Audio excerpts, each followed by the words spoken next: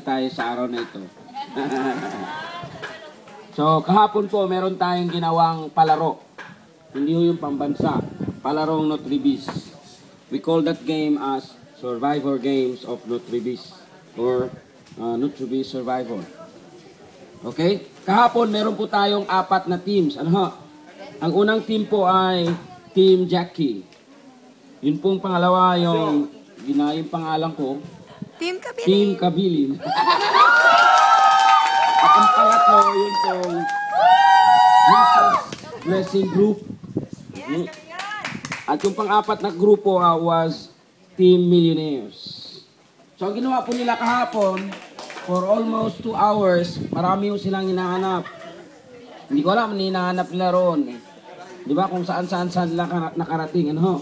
Medyo mahirap yung games na yun kasi it takes a lot of thinking. At the same time, it takes a lot of tinatawag na team working. You really have to work as a team para mapabilis yung trabaho.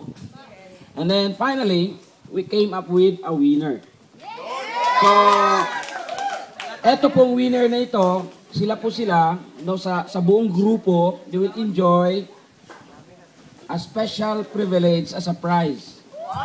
So, kagaya po ng sinabi namin sa inyo, Nutribis is investing on condominium units. So right now, we have more than 80 condominium units doon po sa Metro Manila. So meron po kami mga fully furnished. So meron kami ngayon fully furnished sa SMCT Residences sa Mall of Asia. So para siyang hotel, 5-star hotel accommodation. So ito po mga winner na ito pong babanggitin kong winner, they will enjoy, di ba? 2 days, 1 night accommodation doon sa hotel na yon, SMC Residences.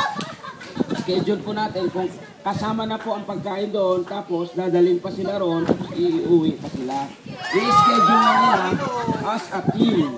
So all they need to do is to enjoy a vacation or a holiday. Sigurado kayo nanalo. SMC Residences. Ito po yung napakagandang hotel condominium units. Okay, sabat diba? So ang nanalo, hindi ko alam kung ilan ang members. 10 po kami. Tigsa 10. So 10 sila. Diba?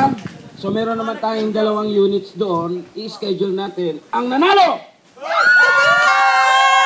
Team Kabilin!